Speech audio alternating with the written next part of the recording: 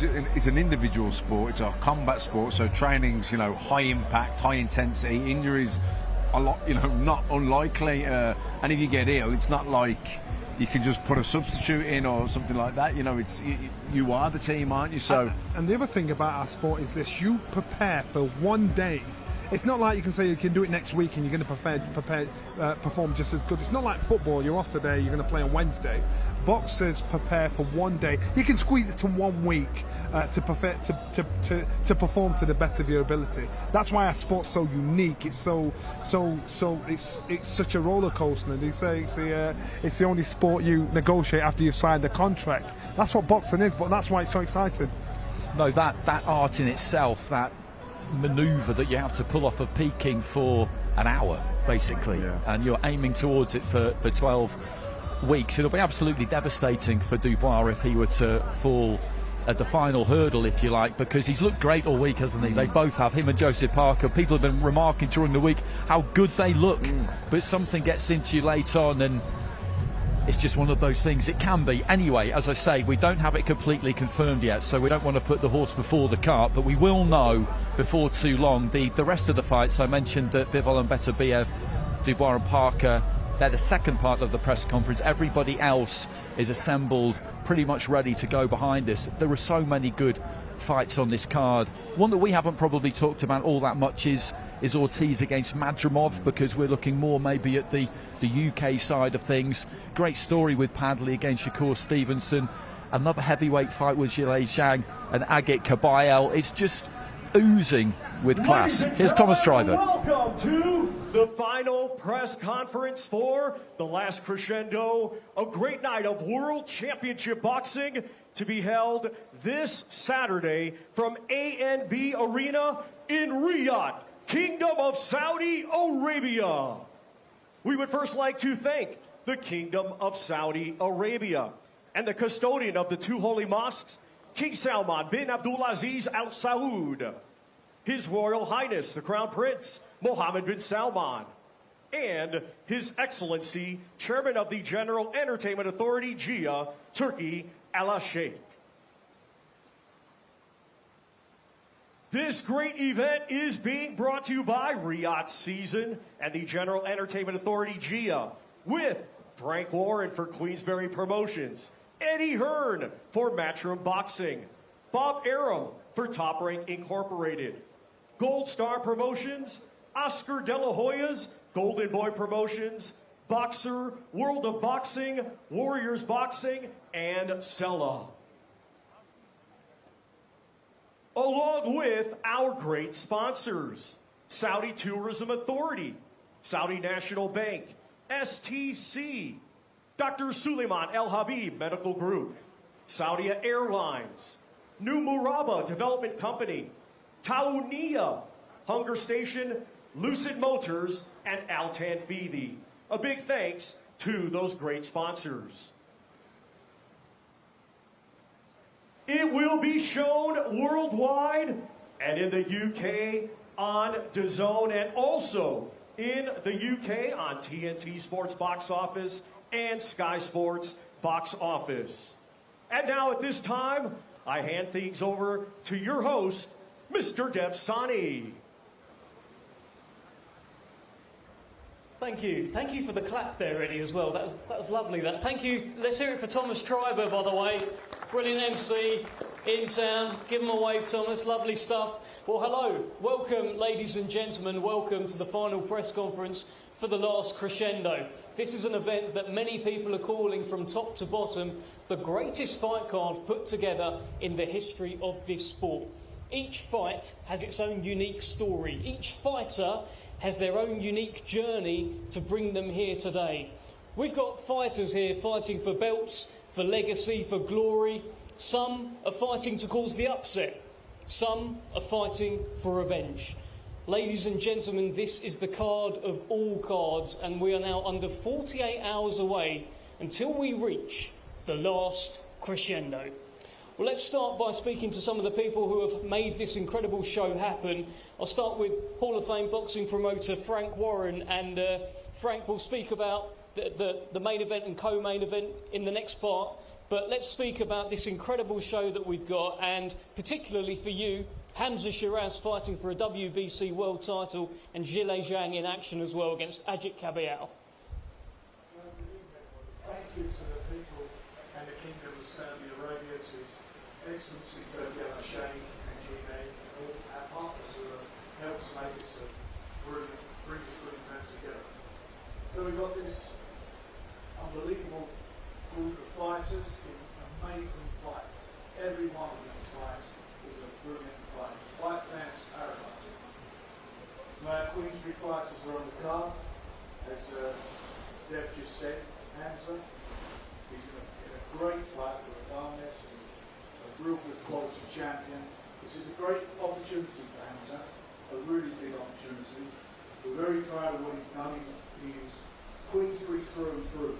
All he's ever done from the start, he's gone out to prove himself. What a great fighter he can become, and each fight along the way he's got better and better. And I think if there's ever going to be his moment to become a world champion, this is it. So this should be going to be a fabulous fight, 50-50 fight. We've got a great heavyweight fight on the undercard. Big Bang Zhang, and he's in with Ajit. And again, what a great fight this is. Two really good quality heavyweights, both top 10 ranked. And the winner is going to get himself into a position where he's going to become a mandatory for the title. So they've got everything to gain. Again, a 50-50 fight, and the winners will be the fans watching this. The rest of the card is just a brilliant card, and I'm sure everybody along the tables will tell you how they're going to win it and the performances they're going to be putting up. But I promise you, this is the card of the century. Top stuff. Thank you, Frank. Let's bring in Eddie Hearn. And Eddie, I've heard you speak with amazement about the quality of this card. Plenty of matchroom interest as well. Shakur, Stevenson, late change of an opponent. Of course, you've got Israel Madrimov and Callum Smith. Yeah, thanks, Dev. Good evening, everybody. I feel lucky. I don't know about you guys. I feel like a fight fan that's just going to have one of the greatest nights on Saturday. The opportunity to sit there and watch, without doubt, the greatest fight card we've ever seen. So many great fights, and the opportunity for the sport of boxing to keep expanding, to keep growing around the world. If we keep producing nights like this through Riyadh season, the sport is going to continue to grow. And His Excellency is doing so and leading the way with tremendous passion, but he's also doing it in a way that is truly respecting the fighters. I want to focus firstly from our side on the WBC Lightweight World Championship between Shakur Stevenson and Josh Padley. As we know, Floyd Schofield was withdrawn from the fight from the British Boxing Board of Control on Tuesday. It's a disaster for a show. It's a disaster for a promoter, because somehow we've got to find a replacement for Shakur Stevenson. He's been training for 12 weeks. He's ready to fight. And we did that in a way that really warmed my soul, because there was no doubt from His Excellency that he wanted to make sure Shakur Stevenson fought on Saturday. But in doing that, we also gave a life-changing opportunity to another fighter in Josh Padley. A guy that was in training, a guy that was ready for that phone call that got him out of bed and on a plane the next day for an opportunity to fight for a world title and financially secure himself. And in this sport, that it has to be the aim. Fighters have to strive for legacy, but at the same time, they have to make sure that financially they can live a great life after boxing. And we really wish the best of luck to Josh Padley, and I want to thank His Excellency for personally allowing this fight to continue. The man on my left, I think greatness is a word that is thrown around a lot in boxing now. I think greatness is a fantastic word for Shakur Stevenson. As a young man who's already a 3-division world champion, I believe this is a guy that can go down in the footsteps of quality, like a Leonard, like a Pernell Whitaker, like a Mayweather. For me, this is one of the greatest pound-for-pound fighters on the planet now. And there's so much more to give. He's not even scraped the surface in terms of his ability, his quality, and the legacy that he will produce in the sport. So enjoy watching this young man tomorrow, because he's going to be at the top of boxing for a long time. Thanks to the team, Josh Dubin, Jay Prince, everybody, for making sure this man can showcase his skills on Saturday night. Also, Israel Madrimov against Virgil Ortiz. For me, I think this is the fight of the night. Israel Madrimov jumped in with Terence Crawford. You know how I feel about that fight. It was a very, very close fight. Virgil Ortiz is a fantastic fighter. Matchroom and Golden Boy duke heads in what is, for me, one of the best fights in the 154-pound division. And any time you start a fight card with Callum Smith against Joshua Buatsi, a fight that can headline the O2 in London, headline the Liverpool Arena, you know this is a fight card for the ages. Callum Smith Buatsi is one of the top British fights out on the scene, now at a world level. And we believe Callum Smith will be victorious in a tremendous fight, as we do Israel Madrimov, as we do Shakur Stevenson. Thank you for letting Matchroom and our great fighters be part of this moment in time, this moment in history on February the 22nd. Live and exclusive on DAZN around the world. Sit back. If you're a fight fan, get ready for the greatest night you've ever witnessed. And if you're new to the sport, well, welcome. Don't get used to this every week, but enjoy your journey in boxing because it's the greatest sport in the world. Thank you. Thank you, Eddie. Great stuff. Fantastic stuff. Let's hear from some of these fighters up here. There's young Muhammad Alakal, fight number 3 for him. And, I mean, I've only got really one question for you, Muhammad. I've seen the photos, I've seen the videos. You've been with Roberto Duran. What kind of tips have you picked up from that legend?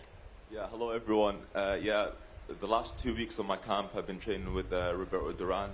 I've learned a lot from that experience, and hopefully I can showcase my skills come Saturday night. By the way, Roberto Duran just arrived. Can we please get a round of applause for Hands of Stone, an absolute living legend. Our greatest living fighter is in the building. Great to see you, Roberto. Let's bring in Ziad Al-Mayouth. Now, Ziad, at the launch press conference, you gave such a passionate speech about Saudi boxing and being a flag bearer. How important is it for you to keep up your momentum on Saturday night? Well, you know, first of all, I just want to welcome everyone and welcome the world on behalf of our leadership and the Kingdom of Saudi Arabia to Saudi Arabia. So welcome everyone to Saudi Arabia. I want to thank our inspirational leadership, the custodian of the 2 holy mosques, King Salman, and His Royal Highness the Crown Prince Mohammed bin Salman, for their vision in Vision 2030 that has inspired so many like me, and me especially, and the youth in this kingdom to make history. And that's what you should expect of me Saturday night, God willing. And also, not just the support, but the complete adoption of His Excellency Turki Al Sheikh for me, my career, and all Saudi boxers, including Mighty Mo here tonight with us together on the card. And you know, it's very important for me to keep my momentum, but what's more important for me is to keep reminding myself that this pressure that is on me is what has gotten me here today.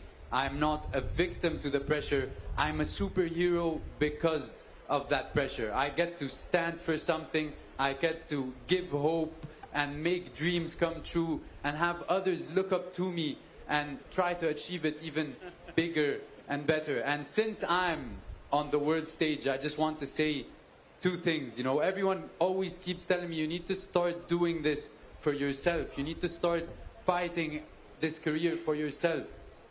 It wouldn't mean anything if I did it just for myself. What I love about this career is who I'm doing it for, the kingdom, the Arab world, the younger generation that are going to come after me and look up to Zizo. And the second thing is, to the world, if only 1% listen to this message, then I've done my job.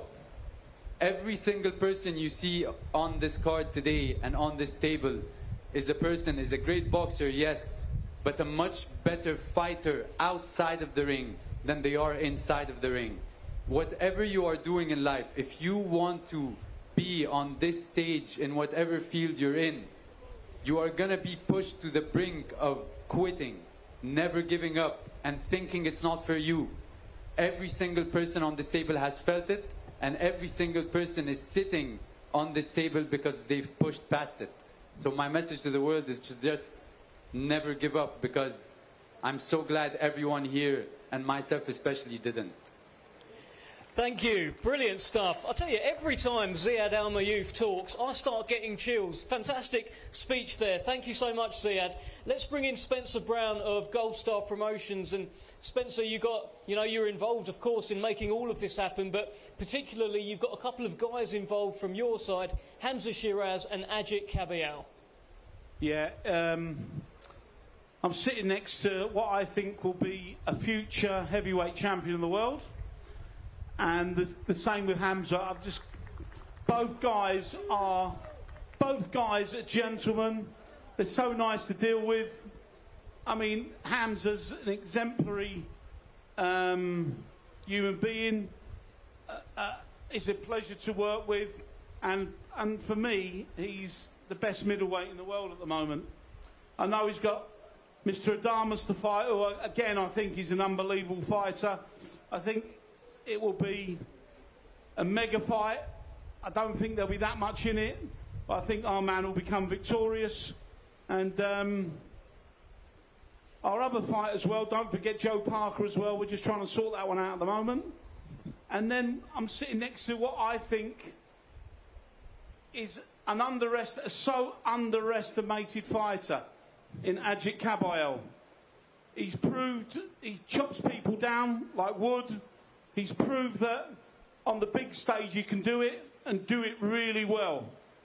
He, if he wins this, he's, and the stars align, he's in for some massive fights. And I can't see too many people beating this guy. I really can't. So keep your hats on for Saturday. It is literally the best card you'll ever see. It's the best card you'll ever see. If you're going to buy pay-per-view, get it now. I'm looking forward to all of it. There's some great fighters on this card, some great fights from top to bottom. Quality, quality, quality. It just screams at you. And this is a history-making card. So everybody here enjoy it. It's a sellout crowd. You can't buy a seat in the stadium. You can't get a seat or get a ticket anywhere. So this is one of the biggest events that Saudi's put on, and fair play to Turki Al-Sheikh, because what he's done in this one, he's really pushed the boat out. Thank you very much. Great stuff. Thank you, Spencer.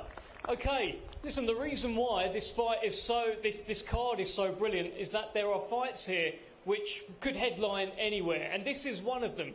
Callum Smith, Joshua Buatsi, the WBO interim light heavyweight championship on the line. We've got a light heavyweight main event, and we've got this fascinating fight between these two guys fighting for the right. Firstly, let's bring in Ben Shalom, Joshua Buatsi's promoter here. And Ben, it's a big, important fight for your man, Josh. It's a huge fight. First want to say thank you to His Excellency, thank you to Riyadh Season.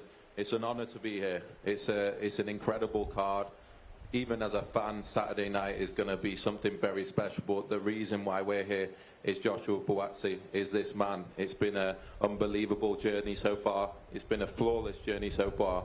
He's been through the whole of the domestic scene, but now it's time to step up to elite level and world level. And Josh has been preparing for this moment since the fight has been announced. And Callum Smith truly is elite level. I believe this fight can steal the show. And I believe it's going to be a massive, massive statement for Joshua Buatsi, who has his eyes on the main event. Thank you very much, Ben. Let's bring in Callum Smith, who is the challenger on Saturday night. And Callum, give us your thoughts on Joshua Buatsi. And tell me this, you being a former world champion, do you feel like you're a class above Joshua Buatsi? Yeah, I just feel I'm the better fighter. I think, it's a good fight. Stylistically, it should be a good one, and I think the fact that it's on this show and sharing the stage with so many great fighters says how good the fighter is and the magnitude of the show and the occasion. But I'm fully focused on why I'm here, and that's to do a job and perform, showcase my skills, and ultimately get the win this weekend. Well, Joshua, I know you are the interim champion and you very much want to become the full world champion. Tell us how you're feeling and tell us why you come away with the win on Saturday night. It's a short message, Dev. We're 2 days away, so I'll see everyone Saturday, 22nd of February. I was expecting a short message, to be honest, Joshua. Thank you, Joshua. Thank you, Callum Smith. let's move to the heavyweight division where we've got this fantastic WBC interim heavyweight championship clash. Zhang, Artur Beterbiev. And I want to start with Artur Beterbiev here. Now, Zhang was asked earlier in the week to give 3 reasons why he beats you. His reasons were bang, bang, bang. Tell us how you intend on dealing with Chinese power on Saturday. First of all, thank you, Turkiye Sheikh, my manager Spencer Brown, and Queensberry Promotion. Yeah, I heard you say this more time, he will bang me. You know, Saturday we will see, he bang me or I bang him. Well, let's find out from Zhang, who I'm sure has his own idea as to who will be banging who. Zhang, you've made it pretty clear that you can knock out Artur Beterbiev. He's unbeaten. Tell us why you're so confident you will knock him out. 因为我的自信就来自于我的生活，来自于我的训练，所以说周六我要办他。Sorry guys, my confidence comes from my training and my discipline. I'm going to bang him Saturday. I'm big man. I bang you. No dealing.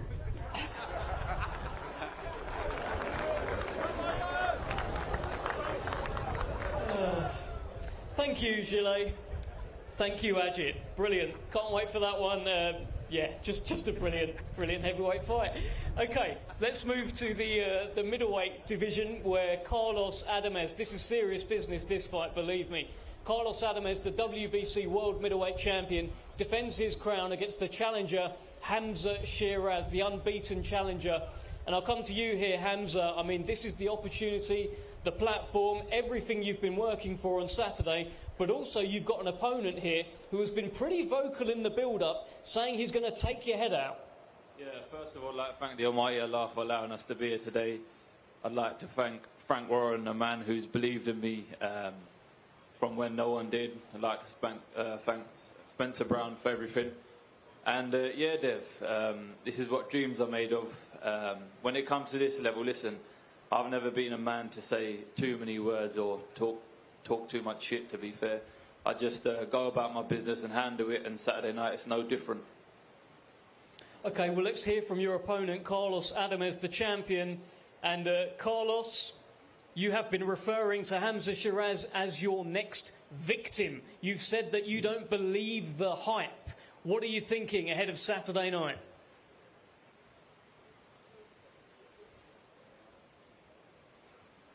Bueno, primeramente, muchísimas gracias a todos. Me siento muy contento de estar aquí, gran cartelera, representar mi país. Pienso que todavía no he enfrentado peleadores de calidad, peleadores de alto nivel. El primer peleador de alto nivel que va a enfrentar se supone que es el más peligroso de toda la división de los 160 y por eso lo voy a vencer fácil. First of all, I want to thank everybody for being here. I'm really happy to be fighting on this card and really happy to represent my country. I believe that he hasn't fought any fighter with the skill level close to mine, and his first real fight will be against the best guy in the 160 division.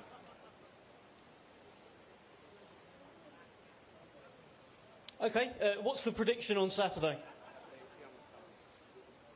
Será una buena pelea, no tengo nada pronosticado, pero sé que será una buena pelea y no llegará a la decisión.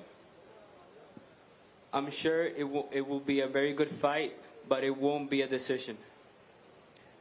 Thank you very much, Carlos Adames. Thank you, Hamza Sheeraz. Let's move to a brilliant fight in the super welterweight division. Virgil Ortiz and Israel Madrimov, a little bit also of a golden boy against Matchroom here. I want to bring in the golden boy himself, Oscar De La Hoya. I mean, you've backed Virgil Ortiz, the man sat next to you from the very start, but this is a tough assignment on Saturday night. Absolutely. It's a very, very difficult fight for both guys. Primeramente, quiero hablar en español para todos los fans, por todo el mundo viendo en vivo en The Zone el sábado, porque va a haber compadres de Panamá, de México, de Cuba, de España. Everybody's going to be watching across the globe, and this card by far is the best card that I've seen in decades. I remember Don King putting on cards with Mike Tyson, Trinidad, Julio Cesar Chavez on the same bill. I think this tops it. I believe that all the young fighters here are here to prove something, and they're going to show it Saturday night. These are not easy fights. These are pick-em fights, and I do want to thank Eddie Hearn. I do want to thank Shakur Stevenson for being very professional, and I'm sorry for what happened to Kid Austin. And because I know, as a fighter myself, I know that all the hard work and dedication you put into this fight. So, and all the very best, Eddie. You stepped in and you made it happen. So this fight, this card is going to be incredible. It's going to be amazing. And what can I tell you about Virgil Ortiz? Every single opponent, except for one, has gone down, has been knocked out. Not only does it show you how strong he is, how active he is, his determination, but how smart he is. Virgil Ortiz is not going to go in there and, you know, yeah, he wants to put in a show. He wants to put on a great show for everyone to watch, because this card, this Riyadh season card, is going to be televised globally for everyone to enjoy at a fraction of a cost of pay-per-view. And we have to thank Turki El Sheikh. We have to thank Salah and Dr. Rakan for putting this incredible card together. But I'll tell you one thing. I love the main event, Bivol, Beterbiev. It's an amazing rematch. But this fight here, I believe, as a fighter, not as a promoter, as a fighter, this fight right here will steal the show on Saturday night. Not because I dislike anybody, no, it's because these young men are the best in their weight division. They're the best at what they do. They're strong, they're powerful, they're smart, and they want to prove that they're the best at 154. So, guys, enjoy, que disfrutan esta gran pelea, esta gran noche de peleas. Así que gracias, muy amable. Thank you very much, Turkey. Thank you. Great stuff. Thank you, Oscar. Well, let's bring in Israel Madrimov. And I just have one question for you, Israel. I know you're not big on talking, but they call you the Dream. Tell us why you are a nightmare for Virgil Ortiz on Saturday night. Assalamu alaikum. Since my debut, I always chased big fights. Thanks to Riyadh season, His Excellency. I have another big fight. Inshallah, I show great fight on Saturday. I want to show my skills for fans, boxing fans, because... Okay, let's hear from Virgil Ortiz. Thank you, Israel. Great stuff. Well, Virgil, you have sounded very motivated all week. You've been talking about how you want to be a throwback fighter. This is a throwback kind of fight. Tell me what you're thinking. How are you going to get the job done? First of all, I want to thank Turkey for giving me the opportunity to showcase my skills over here in Saudi Arabia, across the world. I want to thank my promoter, Oscar De La Hoya, Eric Gomez, people working in Golden Boy, Devin De La Hoya, Larry out here doing the videography, Jane, and, my coaches, Robert Garcia, my dad, Hector Beltran, Robert Garcia Jr., Charles Tremblay, anyone that I might have missed, just thank you. Without you guys, I would not be here. And, there's not much to say. I think that, in my opinion, trying to be unbiased as I can, this is the best fight on the card. It's going to steal the show. But I'm very excited to see all these other fights happen in person. Very privileged to be here. And I'm not going to let this opportunity go to waste. So nothing much else to say. I'll see you guys on Saturday. Thank you. Thank you very much, Virgil Ortiz. We look forward to Saturday night. And thank you to Dr. B for coming. All right. Sorry. Couple of legends just arrived in the building. I can see Lennox Lewis and Bernard Hopkins taking their seat. Great stuff. Let's talk about this surprise fight which has emerged this week in the lightweight division for the WBC World Lightweight Championship. Of course, it was meant to be Shakur against Floyd Schofield. Floyd Schofield can't fight. And in steps Josh Padley. Josh, I just want to know, what has your last 48 hours been like? Talk to us.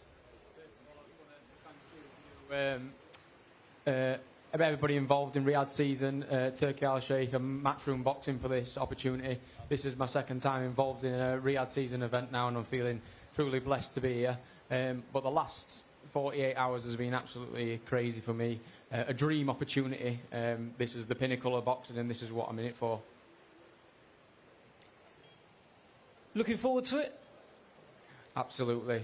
Like you say, this is everybody's dream. If you get into boxing, you aim for a world title. Not many people even get the opportunity to fight for it, and here I have. I've got it on 4 days' notice, so I'm absolutely ecstatic.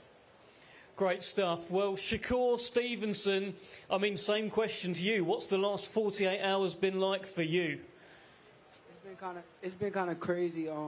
It's been a lot going on, but I remain focused. I know I put in a lot of work this training camp, and I'm coming here with the same mentality. I know there's a guy that want to take food off my table, and I'm not going to let him.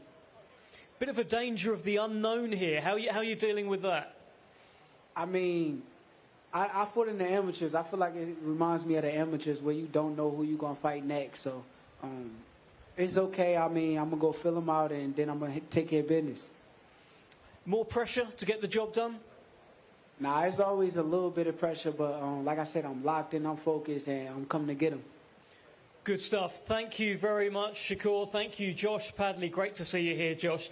We're going to do a face-off between the fighters now, and we'll be back very shortly for the main event. Thank you.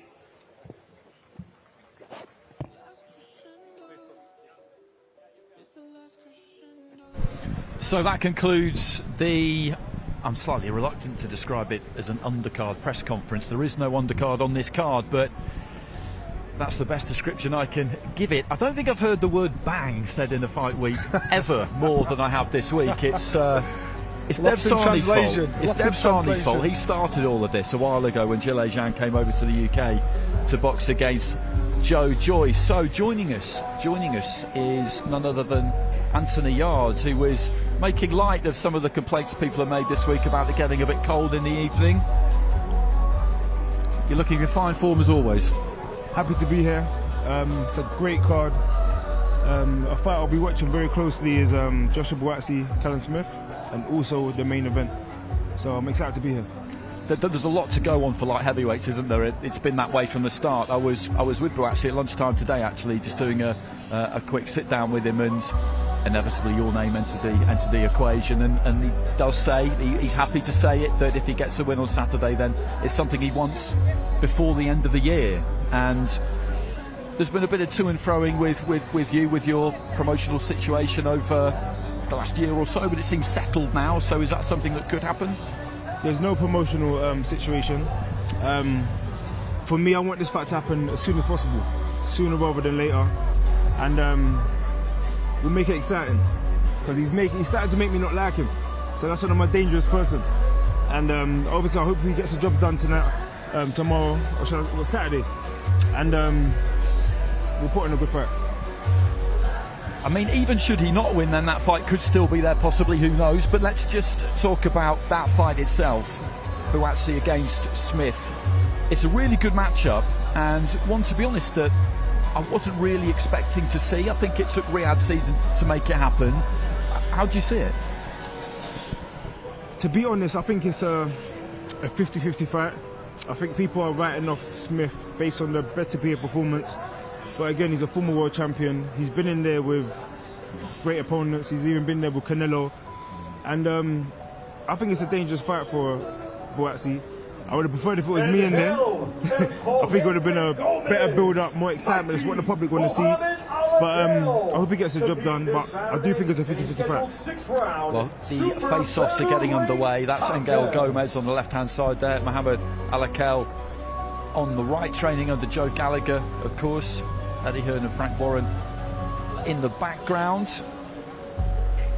I wonder if he'll get anything similar to what we saw between Usyk and Fury back in December, that 11-minute, 16-second stare-off. It's an interesting thing, the face-off fighting. We talked about it quite a lot, Matt and Johnny, but from your point of view, Anthony, what always seems to me is that if it goes past 30 seconds, then it becomes a thing, and you can't look away. Is that how you treat it?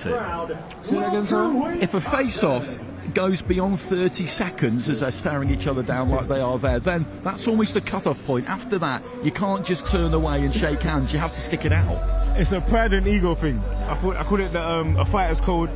When a man's looking you in your eyes, you don't want to be the one to look away first.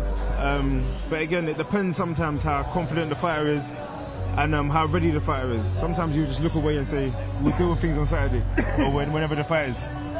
What was really entertaining about the Usyk Fury one was that all sorts of people were being pushed up to the stage to try and split them up. Mauricio Suleiman being kind of barreled up there, and I'm not sure quite what people expected him to do. There was no prizing the two apart. Well, here are the two having a deep, long look into each other's eyes. Callum Smith just turns away there, just breaks the gaze, doesn't want to get dragged into any kind of nonsense. In terms of personality, I'd say these two are quite similar. Would you? They don't say an awful lot during fight week. Great fighters, very, very good fighters, but for the public, can come across as boring. You know, people want to see a bit of excitement, and you know, they've done a face-off. I feel that this fight is such a good fight. It's a fight people should be talking about outside of boxing, and you know, hopefully they go in there and give a good account of themselves. Because again, I want to see more. I'm more about excitement, and that's what the public want to see. But on paper, it is a fantastic fight, and hopefully they give us that. Well, just looking at Zhang and Kabayel there. He's taller than you think he is, Kabayel. He's one of those fighters, when you watch him fight, he does get quite low. He likes to attack the body. But interestingly, Matt, when you look at them there, Zhang's 6'6", unless Kabayel's got a massive pair of platforms on his trainers, then he is taller than you think he is. Yeah, of course he's just not as big as the sort of monster heavyweights, is he? He's still a big heavyweight, and he's a mobile heavyweight, and he punches in combinations. He's pretty quick. He stays low. He's a good fighter. I would make him favourite in that fight. The challenger, Israel. So next up, we've got a really attractive prospect here, Virgil Ortiz and Israel Madrimov. Quite a lot of toing and froing with this one. Madrimov looked like he was going to take a fight against Serhei Bohachuk in December, when this fight was already set, which was an extremely unusual way to go about things. In the end, he thought better of it, the organisers thought better of it, which was the right thing to do. Ortiz has had a tough time over the last couple of years. Had to move up from welterweight to super welterweight, had a lot of health issues kind of based around weight making, a couple of first round blowouts, and then 12 rounds against the aforementioned Bohachuk, which I think he really needed to give him a bit of seasoning at super welter before he goes into a fight like this. I still find it enormously entertaining to see Frank Warren and Eddie Hearn just standing right next to each other in the middle of a stage. Adames against Sheeraz, Johnny. Massive height difference between these two, but we've liked the vibe off the pair of them this week. But Adames as well, he's got a swagger of confidence, he's got this kind of piratical vibe about him. He feels like Sheeraz isn't up to it, and he's going to show everybody. You know, and the rumours are flying around that Sheeraz is tight at the weight, and you look at the size of him, you look at, you know, how's he managed to fit that into a middleweight, into that tall frame. He's unheard of. I do believe this young man could go on to be a 3-weight world champion. I'll stick to that. It's a big shout, but he's so talented. I know what this guy does in the gym. I know how he works in the gym. I know what the potential of this young man, and what an opportunity. And you know what? How often is a young man going in for a world title fight as a favourite? I think he's a favourite between the boxing folk, but it's going to be a good fight either way. The challenger. Well, this is an incredible story. Shakur Stevenson up against Josh Padley. Answered the call, Josh Padley. Got the win against Mark Chamberlain. No one thought that would happen. That wasn't supposed to happen. But he got it. He captured some rankings. He's in and around the weight at all times. Interestingly, Anthony, he hasn't got a fight scheduled. He just stays in the gym. So being able to make the 3% Wednesday checkweight basically hours later and then come out and make 135. He still has to do that tomorrow, but as far as I'm aware, everyone's expecting him to do it. It's just a brilliant example to set, isn't it? 100%. And as a boxer, I know the discipline, you know, the focus that goes into just to the making weight bit. So my hat's off to him. He stepped in, and again, situation, he's done it before as well. A situation like this don't come up every day. Again, Stevenson's one of my favourite fighters to watch, and you know, hopefully he gives a good account of himself.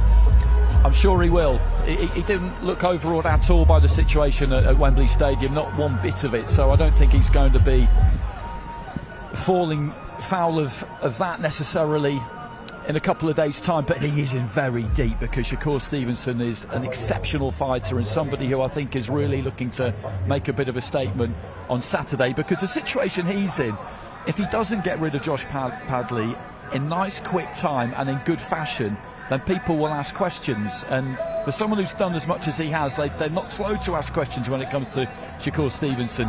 So that's the first half of the press conference done. The next one is going to be really interesting, isn't it? Because who is going to turn up on that top table? They're not putting the place names out yet. We know Joseph Parker will be there, Artur Beterbiev and Dmitry Bivol. Will Daniel Dubois? Did Spencer Brown kind of half give it away there? Because he was talking about making fights, wasn't he? And he said he's trying to sort out Joe Parker at the moment. It is going to be interesting. I'm trying to suss out the body language. Spencer Brown sat on stage, his phone went, he shot off into the corner. You know, people are scattering around, and you're thinking, how are they going to work through this? What are they going to suggest? What are they going to say? Now, there are options out there that we're seeing on social media, fighters putting their hands up. So it's a case of, what option will they take if Daniel Dubois can't fight? Will they take a soft touch, or will they keep this card up to level and bring in top draw? So it's a case of how they're going to play it. This is when these guys have got to earn their money, do a good job. 100%, and Billy Nelson, Martin Bacoli's trainer, took to Twitter pretty much when the press conference started, saying that they told their promoter Ben Shalom, who's here obviously, to tell the appropriate people that he's ready to get on the flight. If they don't pick him, they should be ashamed of themselves. If they don't pick him, the reason why, because Martin Bacoli is the fighter that everybody's avoiding. He's a top 10 fighter. Now, if they decide to pick a soft touch when a top 10 fighter said, let me step in, then shame on them. So the pressure's now got to be on them. They've got to try. If Daniel Dubois is out, that's a fight that has to be made. It's the only common sense fight that has to be made. It's a big shout that though, man, because how much of a say will Joseph Parker and his team and Andy Lee have in this? Because I don't think anybody doubts Parker's minerals. No. I mean, you look at the fighters he's been in with, but it's a different guy. You know, it's a different guy. It's always risk reward, isn't it? And risk reward at this short notice to fight a guy like Martin Bacoli, who's different to Dubois. He's a nightmare. You know, he's a really good fighter, isn't he, Bacoli? Do you know what I mean? But it's what are the other alternatives? What are the other options that he presented with? Is that the only option? Well, then he's got to take it. You know, could they offer Joe Joyce? Options, they could offer Joe Joyce in comparison. You know, he could offer Joe Joyce, and I could see why Parker would rather take that fight, because Joyce is slowed down a bit. He has got the win over Parker, so there's a chance there for revenge, redemption. But you know, we as fans, we want to see the Bacoli fight, because that's the harder fight. Anthony, I kind of feel like His Excellency Turki Al-Sheikh will want to make a statement here and say, okay, Martin Bacoli, in you come. This is how we roll in Riyadh season. Other people might not want to do it this way, but this is serious. We are serious. If he does it, it wouldn't be a surprise to me, because he seems to make things happen in boxing. It will be a first for someone like Bacoli to step in last minute. My hat will go off to both men, because again, in a situation like this, as you said, you know, someone like Parker wouldn't take someone as dangerous as Bacoli at such short notice. It wouldn't usually happen. No, I agree with that, and it probably wouldn't happen outside of any other weight than the heavyweight as well, because you wouldn't really get a top tier fighter like that ready at 24 hours notice. Yeah. And remember, to balance it out, yes, him stepping in a dangerous point at short notice. At short notice, Joseph Parker's been training for this for 3 months, and the rest. Martin Bacoli would have got this information today, like the rest of us. So for him to get in and put on the performance, that balances it out regardless of how dangerous it is. And realistically, if I was Joseph Parker, because Martin Bacoli will itch his way to the top, if you're going to do it now and get this guy out of the way, while he's ill-prepared. Yeah, but if I'm training or managing and looking after Martin Bucoli, I'm saying to him, you've got to stay in the gym, because the only way you're going to get the option is something like this. Brendan, that's how I won the European title twice. You know, you've got to be gym fit. You've got to be ready for people to pull out, to step in. That's why I defended my title so much. So this is a lesson to fighters, to make sure you live in the gym. Boxing. You can't play boxing. You can play golf, you can play football, cricket, everything. You can't play boxing. It's got to be a lifestyle. And I tell you what, this conversation demonstrates just what a brutal business this is, because we're talking about who's going to come in, Daniel Dubois, Anthony, stablemate of yours for a really long time. You know him pretty well. He's in the form of his life. This is after the real kind of coronation against AJ, although he was already champion. I know he saw that as him really winning the world title. He was ready to rumble, but okay, here we go. Mauricio Suleiman has taken to the stage, so let's have a listen. And the president of the WBC, the World Boxing Council. My father was in boxing all his life, and he grew up seeing all the sacrifices, all the dreams that all the fighters have from all over the world. And he had a dream.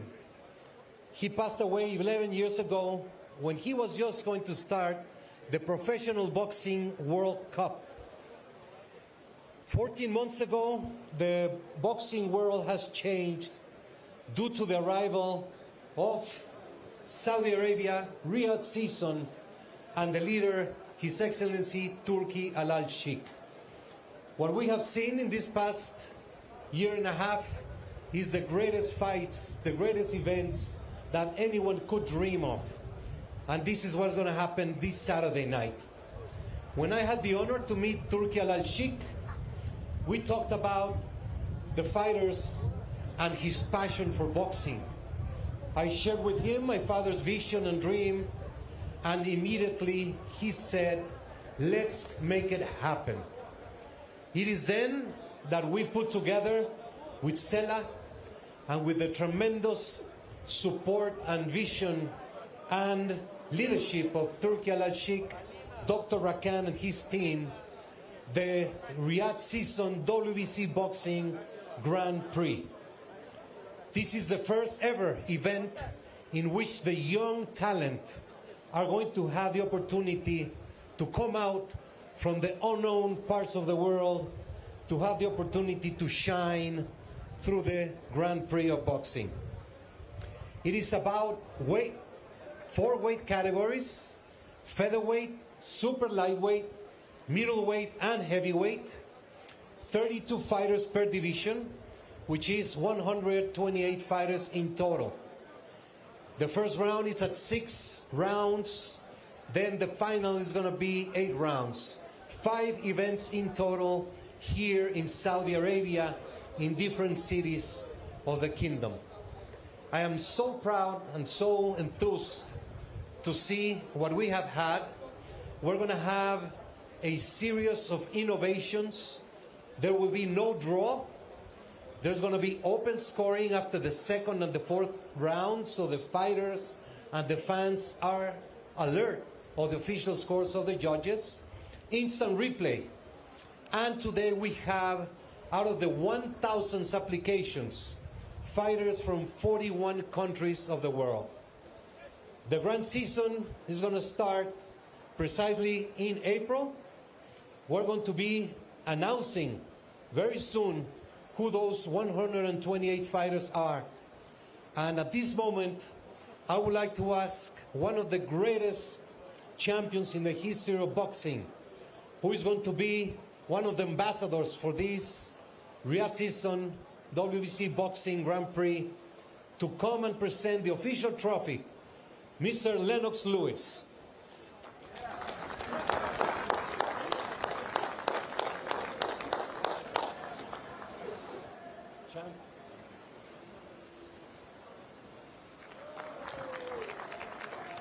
This is every boxer's dream, to box for the WBC belt. So this is their opportunity, and here it is. Thank you so much, champ. We'll be explaining in detail within next week everything that is going to be happening. I'm also very proud, very thankful to the Kingdom of Saudi Arabia.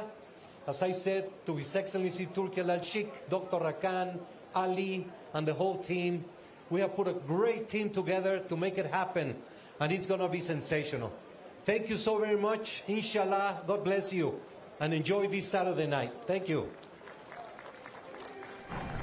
So Maurizio Sulaiman there, the president of the WBC, the World Boxing Council, announcing the WBC Boxing Grand Prix. We'd heard bits and pieces about this, but good to flesh it out there. Basically, it's a straight knockout tournament, 4 different weight divisions: featherweight, super lightweight, middleweight and heavyweight, if memory serves. 32 fighters in each weight, no seeding. Will make a draw and they will go at it, starting with 6 rounders, 5 events, or rather I think held in 5 different locations in Saudi Arabia. The idea being that you unearth the next generation of talent by giving them an opportunity that maybe some of them wouldn't get otherwise, because we all know that boxing is a business and not just a sport, professional boxing, and there are lots of fighters out there who are good but who can't necessarily sell a ticket, don't really have any particular backing. And they're more than anyone else. This is what they need, isn't it? Well, we were just talking about Mike McCauley, weren't we? We were talking about fighters that the Who Needs Him club, and they get froze out a little bit. And it's a shame, because in sport, generally, the best fight the best, because boxing is not just a sport, it's a business. I know all sports business, but you know what I mean, a business where the promoters can swerve people. Yeah, sometimes you need an opportunity, like someone getting injured and you come in last minute, but for them to be actually putting out a tournament there to bring through the young talent, like you say, fighters that wouldn't normally get that opportunity, it's a great thing to see. And I think if it's handled right too, it can really kind of capture the imagination, because our colleague with the Zone, Sergio Mora, we see him a lot, and he built a massive profile off the back of winning the Contender, didn't he? They really went for that with the TV. I don't know how easy it would be to replicate that, but the kind of tournament style and looking to unearth new talent and give them some exposure, it can really work. Our sport is now finally starting to take shape, create a structure where it's taking care of the young men that are risking their life, risking their time, risking their careers to have a stable life in our sport. So now what the Riyadh season are doing, they're creating tournaments so fighters can earn decent money, own their own house, be all right after the sport itself. They're trying to create a structure where fighters are taken care of. It's the only sport. Football has it, basketball has it, rugby has it. Ours is the only sport that when you're done, you're done, you're out, you're gone, you're in the trash. So now they're trying to create tournaments where it's taking care of the guys that put their life on the line. It's not the promoters and the managers that are living large afterwards, the fighters that put their life on the line. And I love seeing that, because I know too many brilliant fighters that you'd be shocked to see where they are now. So now this is creating a platform for fighters to have a good afterlife after they finish boxing. And good fighters that are top fighters, but might not necessarily be the most marketable, might not be great talkers, but they're getting their shot. And also, what's been good I've found with the Riyadh season is if you put on a good, you lose, but you perform well and you're in a good fight, you'll get another go. They bring you back and give you another opportunity. As I said, we'd heard a few, well, more than whispers about it, but it was good to see Maurizio and Sulaiman up there announcing it, because I think it'll work. I really think it'll work, and it's just more big-time boxing heading for this part of the world. Before he got up on the stage there, we were just talking about Daniel Dubois, your stablemate, and how we're already kind of forgetting about him in talking about who's going to come in and replace him. But it is a brutal business, this, isn't it? Because he'll be, if the rumours we're hearing are true, and I think they're getting more true all the time, to be honest with you, he will be absolutely devastated.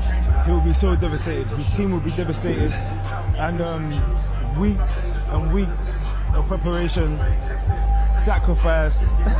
I know Daniel's he's very disciplined anyway, so he don't go out and in the gym. So, but he would have been in the gym working very, very hard for, again, to perform on a big stage like this. So I feel for him. I hope he's okay, and we all want to see him back soon.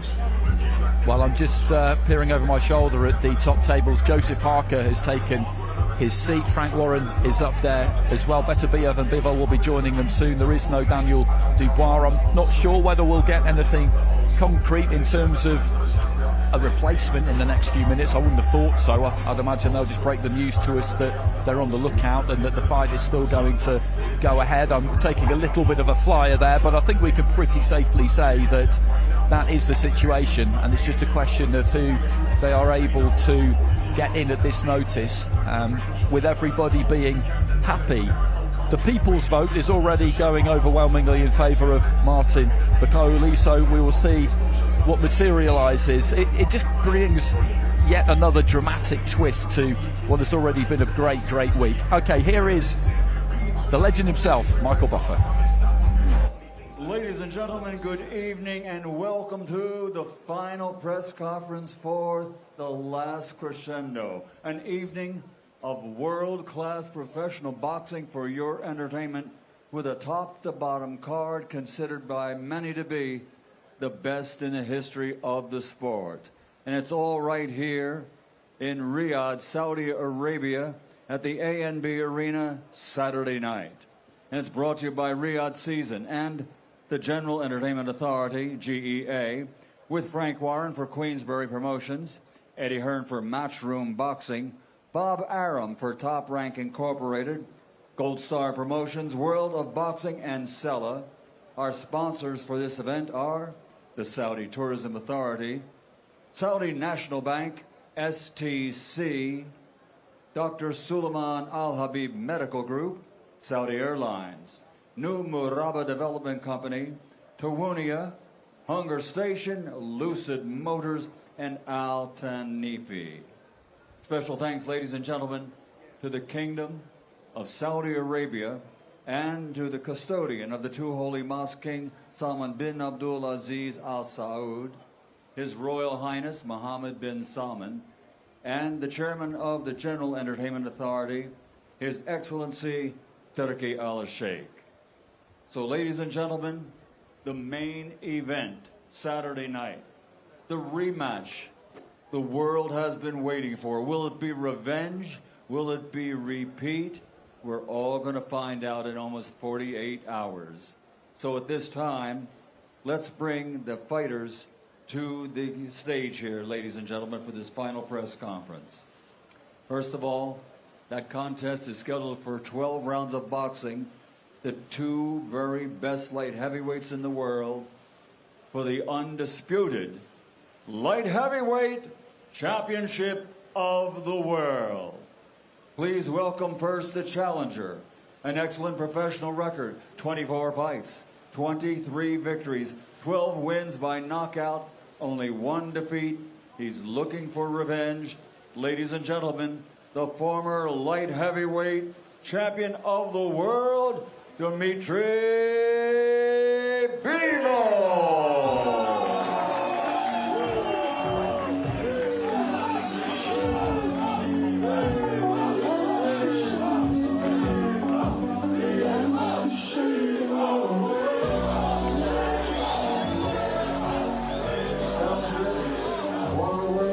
Dmitry Bivol and his opponent, also with an outstanding record, but it happens to be a verdict one. He has 21 fights, 21 victories, 20 wins by knockout.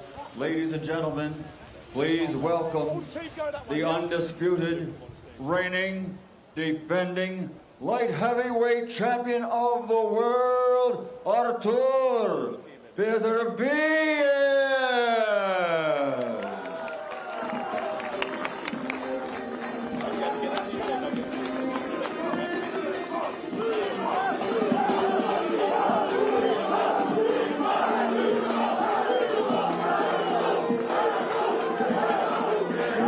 The reigning defending champion, Artur Beterbiev.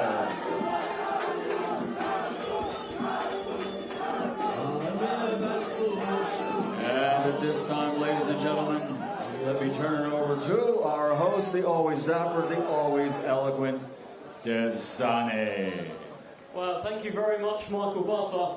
By the way, if you're going to have the greatest fight card in history, you've got to have the greatest MC in history. Let's hear it for Michael Buffer. Okay, ladies and gentlemen, well, of course, the main event is a huge rematch, and I feel like since The rematch has been announced. The world has had a countdown timer in its head waiting. Well, that countdown is nearly over. Saturday night, Beterbiev and Bivol, they do it all over again. I'm going to start by bringing in Hall of Fame boxing promoter Frank Warren here. Frank, there are reports out there surrounding a situation with Daniel Dubois and Joseph Parker. What can you tell us? Excuse me. Unfortunately, at this moment in time, Daniel's been evaluated by a doctor, and when we have more news, we will share it with you and update you. Well, Joseph Parker is here. Joseph Parker is sat down. Joseph, just keen to get your thoughts. What's going on in your head right now? If he is ill, hope he gets better soon, and I'm looking forward to Saturday and putting on a great show. Okay, let's bring in Spencer Brown as well. I've seen you've been on the phone a fair bit. What's going on from your end? Yeah, there's been a lot of discussions. Like Frank says, he's been assessed by a doctor at the moment, so we are just trying to find out whether it's good or bad news. But whatever it's going to be, Joe's there. There will be a fight Saturday. Whoever's there, Joe's ready to fight. He's ready to go. He's ready to win. So that's it. Whoever we're going to fight Saturday, Joe's up for it. He doesn't care. He's one of them fighters. He'll fight anybody. And Joe, just a final one from you here, because you have come to Riyadh in the shape of your life to confirm you're ready to go. I am ready to go. I put in all the hard work with my team in Ireland. I'm here now in Riyadh, and come on Saturday. All right, thank you very much, Joseph Parker. Okay, let's talk about this main event. We all watched it in October. It was an incredible 12 rounds of boxing. The undisputed World Light Heavyweight Championship on the line. Beterbiev picked up the win that night. I want to begin by bringing in Vadim Kornilov from the Bivol side, from World of Boxing Promotions. And Vadim, I'm keen to hear what you've seen in Dmitry Bivol's mentality. It's the first time he has a loss on his record, first time as a challenger. What have you seen and what are you expecting on Saturday? Thank you, everybody. Thank you, Riyadh season, His Excellency Turki Al-Sheikh, Eddie Hearn, Frank Smith, World of Boxing, Rybinski, and everybody involved. This is a great opportunity for us, and I was in camp with Dmitry the entire camp this time, and I thought he was going to win the first time. I thought the fight was very close. When His Excellency wants something, he makes it happen. When he sees injustice, he tries to correct it. And this is what happened the next day after the fight. You know, we sat down, we talked about it, and everybody agreed. Much respect to Top Rank, to the entire team of Artur Beterbiev for giving us the rematch opportunity. Dmitry is more focused than ever. Gennady Mashyanov, Taylor Ramsdale, everybody knows that everything is on the line here. I've never seen Dmitry more focused, and I know that this time he will finish what he started. I appreciate it. Thank you. Thank you, Vadim. Let's bring in Brad Jacobs from the Beterbiev side, from Top Rank. And you've just heard Vadim there from the Bivol side say he saw an injustice back in October. What did you see and what are your thoughts? I certainly did not see an injustice. I thought Arthur won the fight very closely, but won the fight. Certainly the last 3 rounds were clearly Arthur's. But on behalf of Bob Arum, Top Rank, we're thrilled to be part of another event here in Riyadh. When you see a classic bout like we did in October, the fans beg to get a rematch, and thanks to His Excellency and everyone in Riyadh season, we now have one, and it's unusual to have it so quickly, and it's a testament to both fighters, so we're thrilled to be a part of it and be here, and we're looking for another victory for Artur Beterbiev. Okay, thank you, Brad. Let's bring in Eddie Hearn, of course, Dmitry Bivol's promoter, who very much had Bivol winning. I think you said you've watched the fight back several times, and he won it every time. Give us your thoughts. Yeah, I mean, I thought it was a fantastic fight, first time around. One of the best fights I've seen up close. For me, for 9 rounds, Dmitry Bivol completely dominated the fight. And yes, Beterbiev did come on strong and win. 10, 11, 12. I stand by Dmitry Bivol won the fight, but it was a fantastic fight between two great fighters. But it's done now, it's over. And the great thing for fans and for the fighters are we get the opportunity to run it back. And, you know, I want to echo what Vadim said. We want to thank Artur Beterbiev because he is now the champion. You know, he is the hunted, and he's been the hunter for a long time. And I just see the look in this man's eye this week. I see something different. I couldn't believe how well Bivol took the defeat. You know, it's up to the judges, not up to me. No sulking, no moaning. Unbelievable mindset from this man. And I just truly believe you're going to see one of the great performances from Dmitry Bivol this weekend. I'm very confident that he becomes the undisputed champion. I believe he should have been last time, but now that's done. That's over. And I expect another fight for the ages between two great champions. But for me, I truly believe Dmitry Bivol will be undisputed champion this weekend. Great stuff. Thank you, Eddie. And just another one for you, Eddie. You've got a fairly interesting relationship with Artur Beterbiev. I remember that first press conference. I saw something. Artur did an interview with DAZN earlier this week, and he was asked about you, and he said, "Who is Eddie Hearn?" Did you see that? You always try and do this to me, Dev, don't you? I did see that interview. I was a bit sad, to be honest with you. I thought, you know, Artur Beterbiev said, "Who is Eddie Hearn?" Look, you don't know what to believe these days, but there are unconfirmed reports that back in Canada, Artur Beterbiev does own a copy of my book. He bought the latest Men's Health magazine with me on the cover and has pre-ordered the Eddie Hearn pyjamas that drop in 2025. So we don't know what to believe, but in all seriousness, we try and have a little bit of fun. Artur Beterbiev is one of the great fighters of our generation. I respect him as a champion. But we're desperate for victory on Saturday, and may the best man win. Thank you, Eddie. Let's just get an immediate reply from Artur Beterbiev there. I hope he was listening to that. Is this true, Artur? Have you pre-ordered Eddie's book? Have you got some pyjamas, Eddie Hearn pyjamas? Anything to say? I don't understand what they say. Who is it? Yeah. But it's not true. No. No. I was just saying we're friends. I can't say anything like you say always anything like, you know. I know. What you want to say always like this. I was just saying that deep down, we're very good friends. Yeah, of course. Yes. You give me opponents and I beat them, right? Yeah. There you go. So we're friendly. We do good business. Yeah. Inshallah. Continue. You've been planning that one. Let's bring in Dmitry Bivol here. Dmitry, the first fight was undefeated versus undefeated. It was champion versus champion. This time, it's champion versus challenger. What does that do for your mentality heading into Saturday? Hello, everybody. First of all, I want to say thank you again to my team who was with me, to my promoter, to Eddie Hearn, to Andrei Rybinski, Katie Duvo, she's here. Everybody who was involved in my career, I want to say thank you.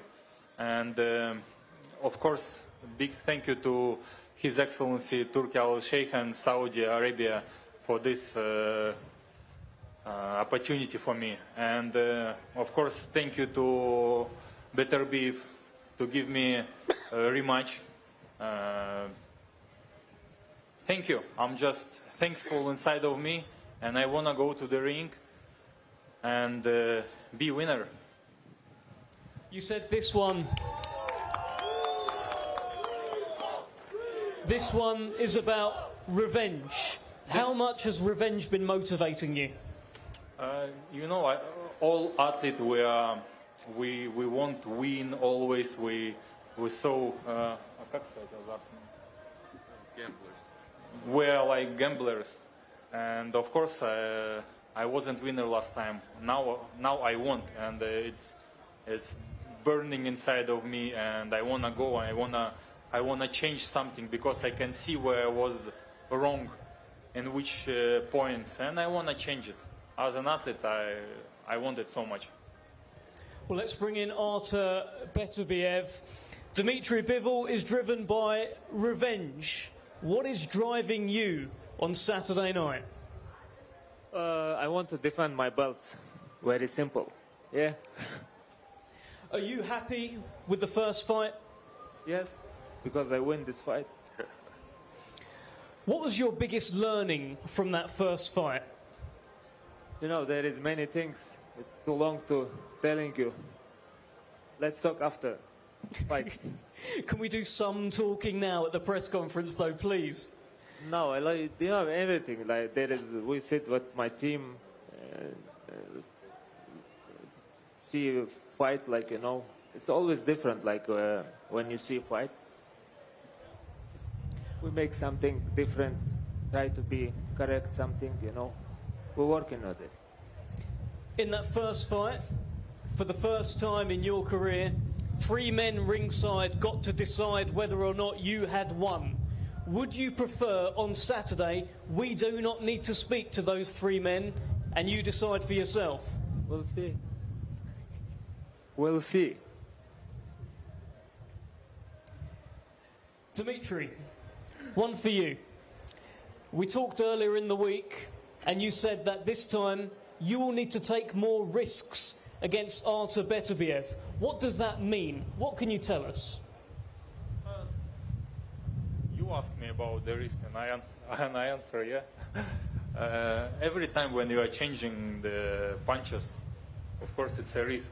And with this fighter like Beterbiev, it's changing the punches, it's a risk. And yeah, sometimes I need to do it, sometimes more. Artur Beterbiev, final one to you. I know you're not a postman, I know you're not going to have a big message like that, but what is your message to the world ahead of Saturday night? Don't miss our fight. It's going to be a good fight. And Dmitry, again, not a postman, but the world wants to know, what will you deliver on Saturday? Yeah, you like first fight. I'm sure the second fight will be not less interesting than first fight. Turn on your TV, DAZN, and watch the fight on February 22nd. Thank you. Thank you everyone at this table. Let's get these fighters faced off. Thank you. So there we have it. There we have it. Pretty short and sweet that, by press conference standards. Some good fun there between Beterbiev and Eddie Hearn. Dev Sarni did well to find a different little angle, because he knows that Beterbiev and Bivol are not going to say anything other than we'll see. They know better than to make predictions. It was incredibly close the first time around. We expect it to be the same the second time around. As regards the situation surrounding Daniel Dubois, a holding brief there really from Frank Warren and Spencer Brown, saying that he's being assessed by a doctor currently, and when they have some news then we will also have some news. So that is the line, and that is what we will stick to. It doesn't stop us speculating, of course. You can never stop people wildly speculating about all sorts of things, but you look at these two, Matt, and they are just operators of the absolute highest caliber. You look at every facet of their life, inside and outside of the ring, and you just can't find any fault with either one of them, really. No, they're the epitome of true professional, at the top of their game, going in against each other in a rematch after having literally fought each other with nothing in between that fight. It was so razor thin. Beterbiev come out the other side of it. Bivol will be desperate to reverse that. And listen, if he does, I think we'll see a trilogy. I think the neutrals would love to see a trilogy, and as Dev pointed out to Beterbiev as he just makes his way off stage, it was the first time that he's had that uncomfortable experience of waiting for scorecards to be read out, and he won't have enjoyed it because nobody really knew at the end of that fight which way it was going to go. He may have been about to experience something even more uncomfortable for the first time, which would have been a defeat. It didn't happen in the end. He had his hand raised and was declared undisputed light heavyweight champion of the world, but it was just such a high quality encounter. And as for the situation with Daniel Dubois, Johnny, they said all that they could say up there really. It's still pretty fresh, so you wouldn't expect much more than that, to be honest. Yeah, we need some meat on the bones with this. Everybody's speculating. We'll all get excited about dream fights and scenarios that could happen. I've just dropped one in saying, can you imagine Bakoli steps in, beats Parker, then he steps in to fight Oli Zanussi, and everybody else is out in the cold. There are wish fights out there, but let's just see if Daniel Dubois is actually out. Let's just see if that chief support fight is still happening or not. Everybody's keeping tight lips, but I'm quite sure in the next 24 hours will tell us a hell of a lot. I've got to say, I do love the Thursdays out here in Riyadh. You know, it can be a slow week, but by the time we get to Thursday and the crowd come in the media and the Rocky IV album banging in the background, it just goes up a few levels, doesn't it, the excitement?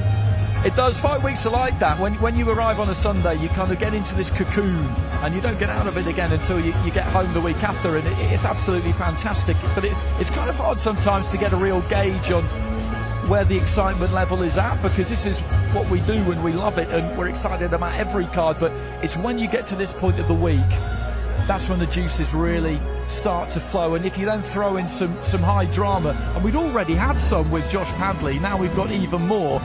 Let's say Daniel Dubois is okay to fight.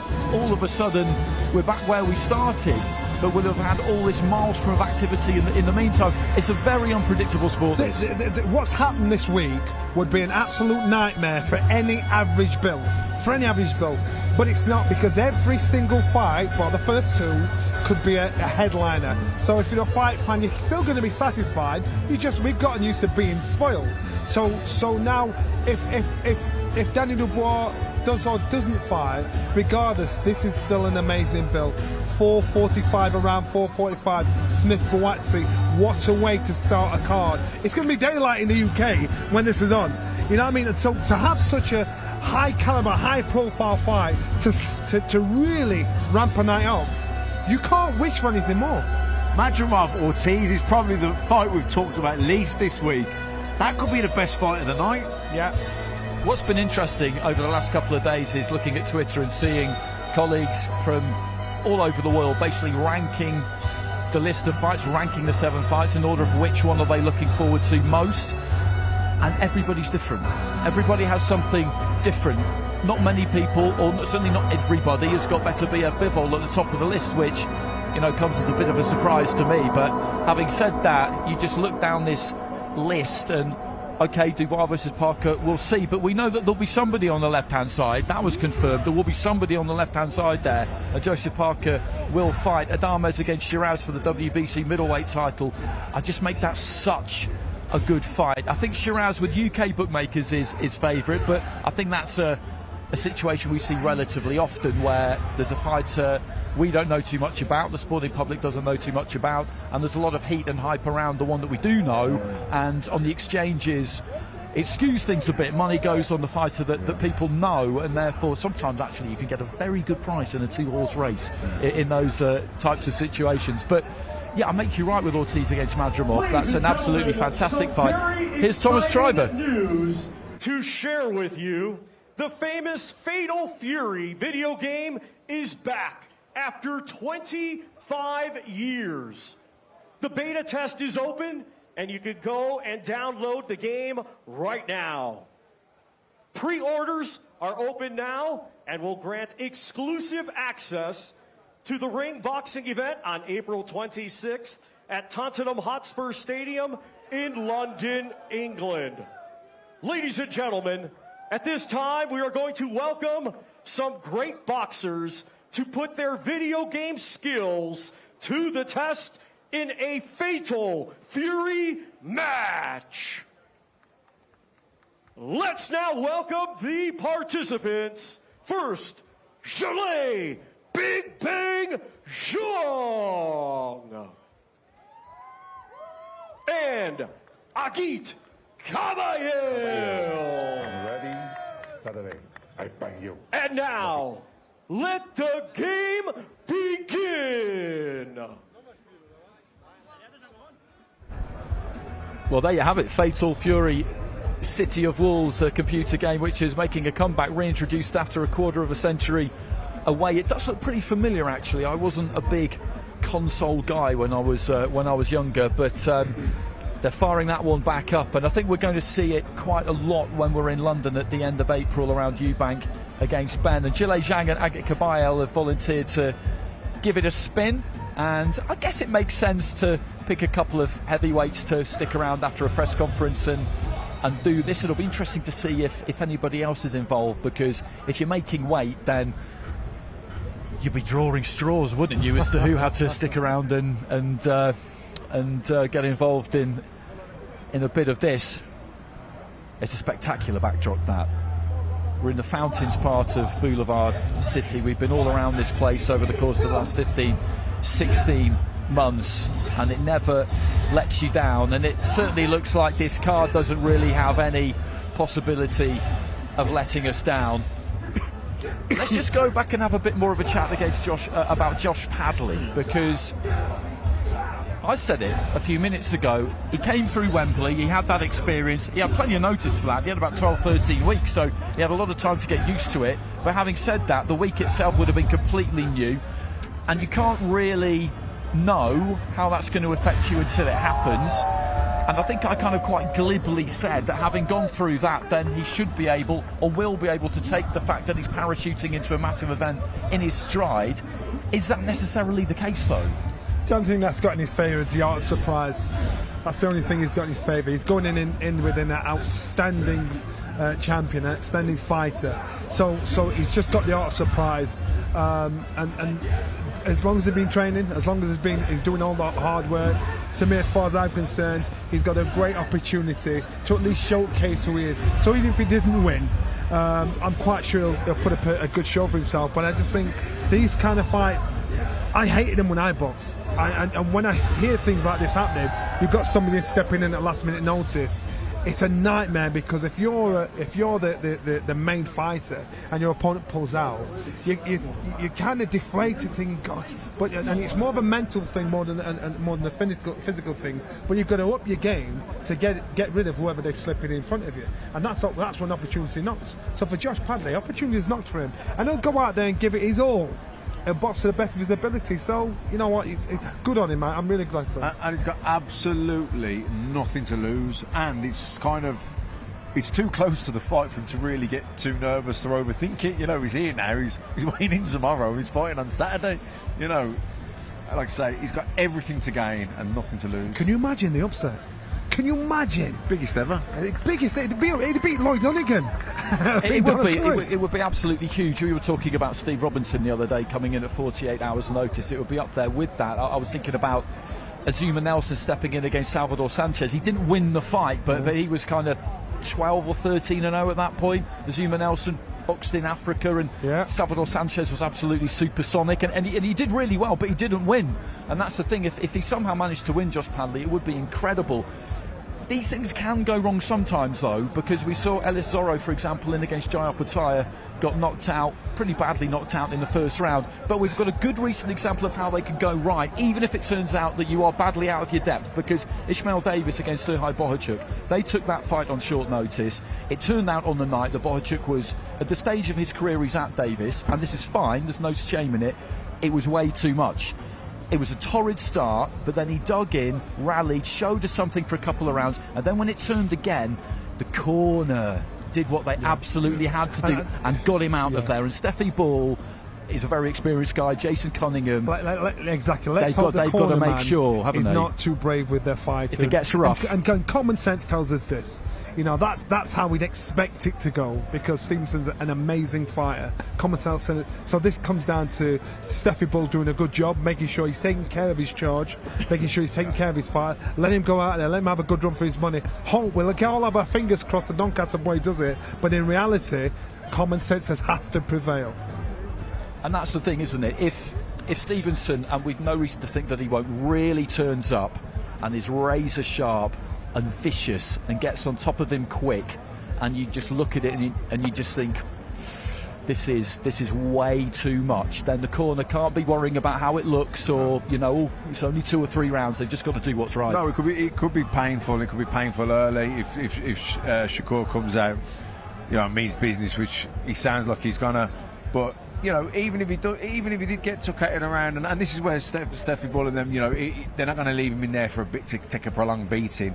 But if you say he got took out in the first round with one shot, so what? So what? Do you know what I mean? So what? He's still come over here. He's fought for a world title against a pound for pound, someone that's going to be a pound for pound great Hall of Fame. He's already a pound for pound great, and he'll have been paid handsomely. Yeah, absolutely, absolutely. We'll see how it unfolds. They've got about 48 hours before they're going to enter the ring. Most have to make weight tomorrow, so probably not in for the most enjoyable evening. They're in the final stages, that final burn, that final twist of pain before you get on the scales. It says what you want it to say, hopefully, and then you can step off them and start to replenish and refuel. And what we're waiting for, of course, between now and then, and we'll get some news, you would have thought, by some point tomorrow, maybe late tonight, because Dubois is being assessed by the doctor as we speak. We will get news as to whether he is going to be answering the final bell against Joseph Parker, or whether it is going to be somebody else, and if indeed it is somebody else, then who? My thanks to you two. Been great fun as always, Matt, Johnny. Thanks for joining us. Catch us tomorrow for the weigh-in.